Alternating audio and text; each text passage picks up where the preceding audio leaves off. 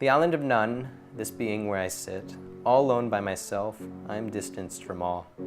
Here I try to show on, and here I accept uncertainty, an uncertainty unwilling to take me. I look to the horizon and see them, the norm of what should be, but I choose to swim, and swim, and swim, and swim, all the way to the island of none, where those who see I do not look into me.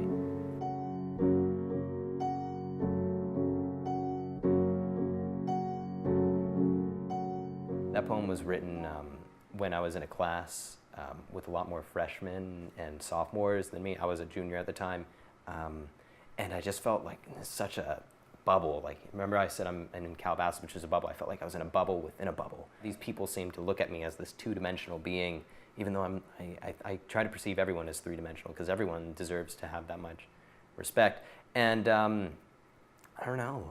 I'm a pessimist at heart. I mean, I read a lot of allegorical stuff that has a really deep meaning to it, to the point where I'll handpick the names for them because of the meaning behind the names. I'll handpick locations, I'll handpick color. But the reason I like writing is because I don't know, there's something about just saying something and knowing that a lot of people are hearing it. One of my guidelines for writing is needs more complexity. Because I don't know, I feel the more complexity, not the more interesting it is, but well, I think the more unique it is in a lot of ways, because when you have more complexity, it gives people more to think about. You stop that. I can just this is like midway through. Now you're just rubbing it in, aren't you? Well, there you have it.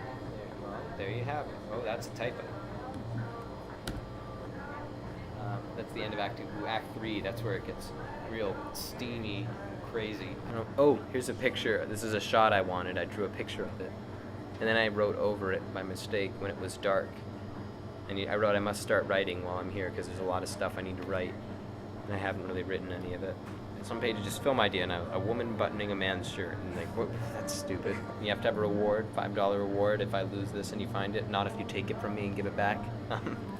The weirdest thing I've probably done is taken notes on people while they were doing stuff. That was a theater assignment. I had to take notes. My goal in life is to be the happiest I can, really. But at the same time, there's this voice inside my head that's like, Steven, you have to show as much of yourself as you can to people as possible. And just get yourself out there, get your voice out there.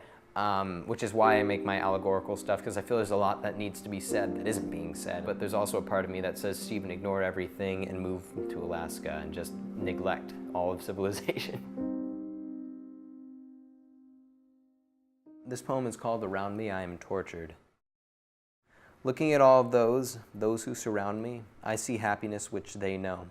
7 years of nothing I have lived, wherein I see what I want. Everywhere I see what I want. At school, my house, and even my own room, I see what I want.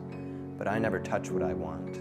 I do see what others want. They do get it and show it off, but not me. And what a torturous environment it is in which I surround myself. I'll just leave that one open to interpretation. That's what I usually do.